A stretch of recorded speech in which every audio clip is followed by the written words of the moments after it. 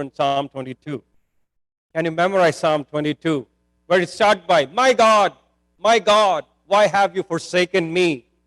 The reality is we say that lot more than Psalm 23 in our real life.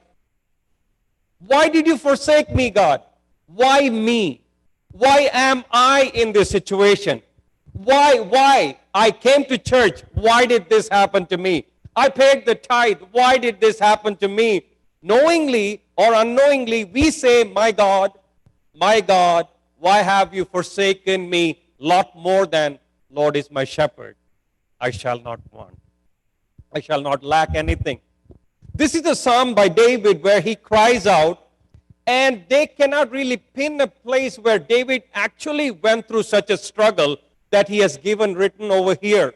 It was very prophetic in nature where he is describing the crucifixion over 1,000 years before Jesus came. And at that point, crucifixion didn't even exist. That punishment, that kind of a corporal punishment didn't even exist. And David is describing what can happen to someone going through that agony. Understanding that Jesus, growing up in a Jewish culture, must have memorized this psalm. As a child, he memorized this psalm. And when he was on the cross, he chose to say this. This is exactly what he said. That first verse he says, my God, why have you forsaken me? When we look at the passion of Christ, when we look at what Jesus went through in Matthew chapter 27, verse 46, he says, Eli, Eli, lama sabachthani. And they did not choose to translate that word. They left it in the original where he's crying out, my God, why have you forsaken me? Every time when we feel that we are left alone, every time when we are under pressure, every time we feel like our loved one is feeling sick, every time a bad diagnosis comes our way, every time some layoff or something like that happens, we cry out, God, where are you? Why have you forsaken me? But here I want to tell you, when Jesus cried out on the cross of Calvary, my God, why have you forsaken me? 2 Corinthians chapter 5 verse 19 says, God was in Christ reconciling our sins. When you feel the most forsaken is the time when he is most with you.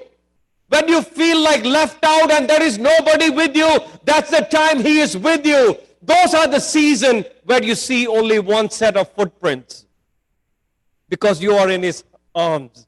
He carries you. But often we cry out, my God, why have you forsaken me? For a child of God, try to understand that we walk by faith, not by sight. A just shall live by faith. Oftentimes we don't see God and God's presence with us in our calamity. Why did our loved ones have to suffer through COVID? Why did we lose so many people in this season? Why, in midst of all that question, understand when you cry out, my God, why have you forsaken me? He has never left you. He was with you. He is there right in the middle of it. You just sometimes don't recognize him. You just don't recognize his presence. If you're going through something, understand that God is with you. Amen. And that was this verse that Jesus cried out. Right, when we go in through that, why did God forsake Jesus, if at all? What was happening? God was paying through Jesus the price for your sin and my sin. There was a reason why Jesus felt forsaken. He was forsaken by Judas. He was forsaken by all the disciples. Everyone left him. He was alone. But he's crying out, God, Father, I had from eternity into eternity communion with you. My Father, I was always with you. I was in your bosom. Why have you forsaken me? You know why God forsake Jesus? He loved you.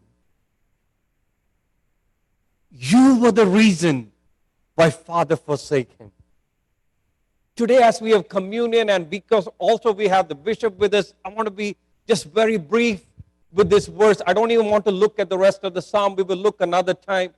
Why did God forsake Jesus? Jesus came into this world over 2,000 years ago. The price for our sin was exorbitant. There was no way we could have paid the price for our sin. Why do we come to the table of communion? Why do we celebrate that? We remember his death, his burial, and his resurrection, what Jesus did for us. He came into this world. He lived for 33 and a half years. 7 different courts tried him and they couldn't find anything, no fault in this Jesus. Yet in spite of having no fault, they said he needs to be crucified. When we look at the life of Jesus, the agony, the passion that he went through, when he was saying, he led to a point where he said, why have you forsaken me? Can we remember what Jesus went through? He was taken to different courts. They would tie him up, blindfold him. They will take a piece of wood like 2x4 and strike on his head. And they will mock at him and they will say, Jesus, prophesy, who hit you? They took a crown of thorns. These are not the thorns that we can think of like on a rose bush. These are the thorns that are 2.5 to 3 inch strong thorns. They made a crown. They gouged it into the head of Jesus. The crown, the thorns were going through the skull of Jesus.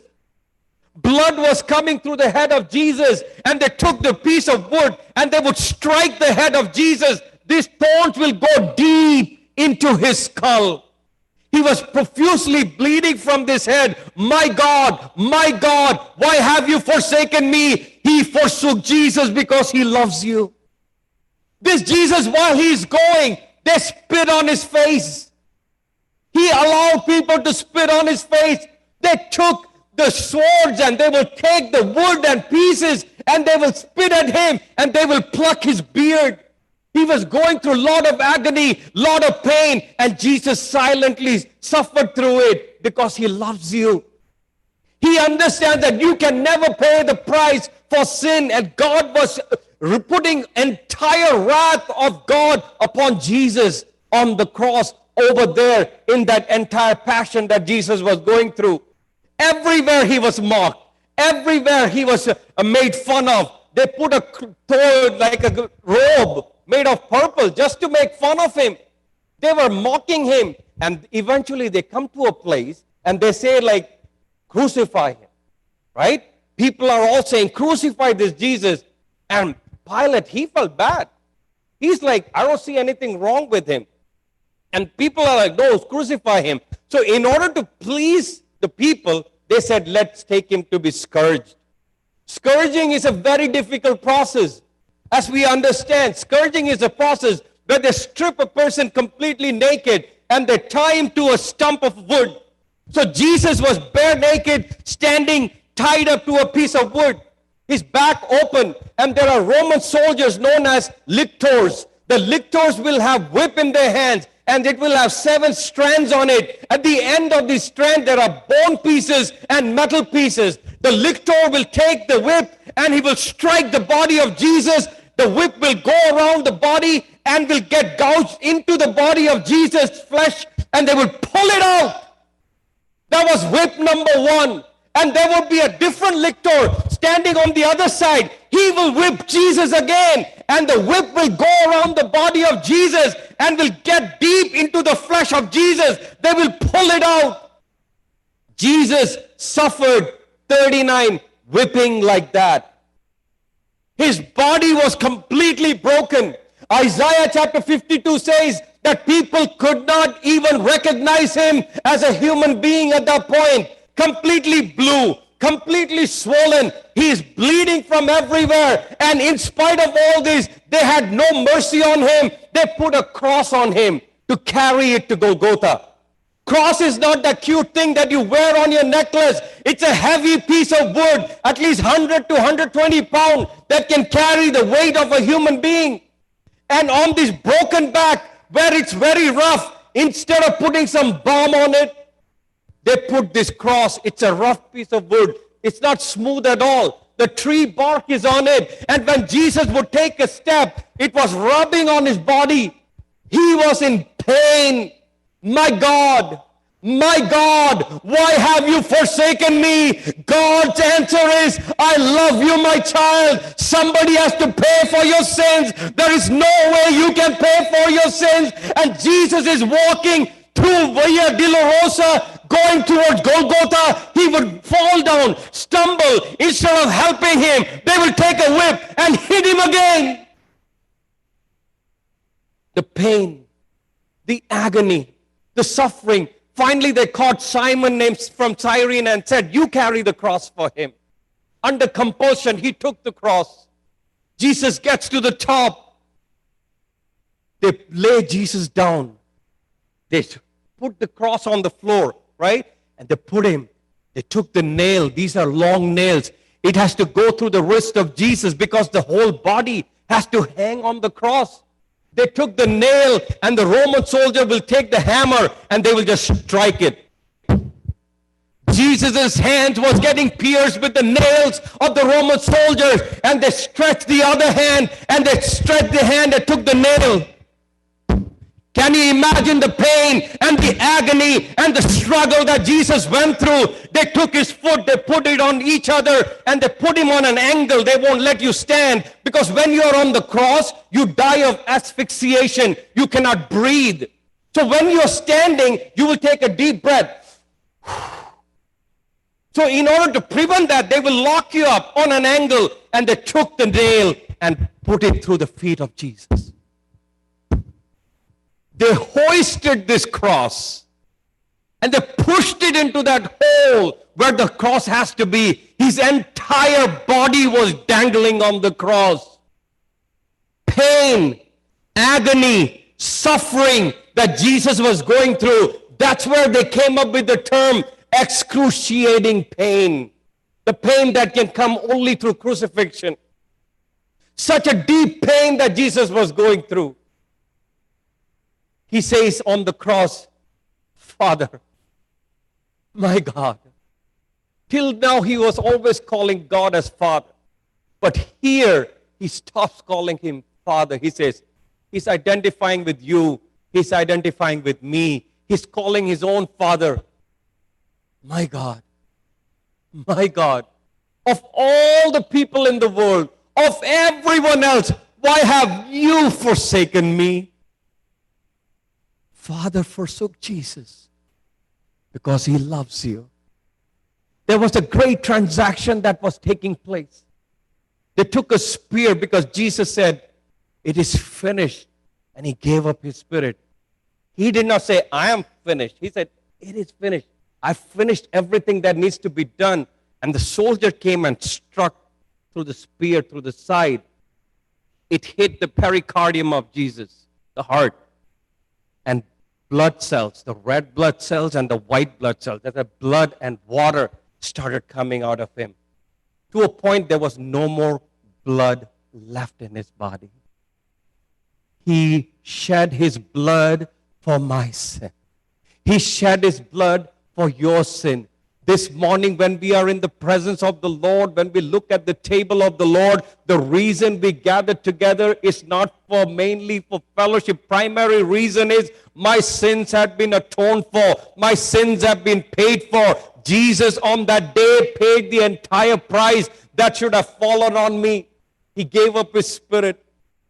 They buried him in the tomb, and it would be just another martyr story if that happened. But it doesn't end like that. Amen. Hallelujah. On the third day, there is a third day. There is a third day when you're struggling and thinking, my God, why have you forsaken me? Understand, you will never leave you. He will never leave you. He will never forsake you. He will never leave you like that, where you feel like every day is a struggle. You won't feel like every day is a challenge. There is a third day. There is the power of resurrection. On the day of the resurrection day, hallelujah, Holy Spirit came into that tomb. Hallelujah. The very power of Holy Spirit raised Jesus from the death. Hallelujah. Bible says the very power that raised Jesus from the dead is the very power that is within you. We walk with that power. Yes, you may be feeling forsaken. Yes, you may be feeling down. Yes, you may be feeling there is no way out. But today, in the anointing of the Holy Spirit, the message God was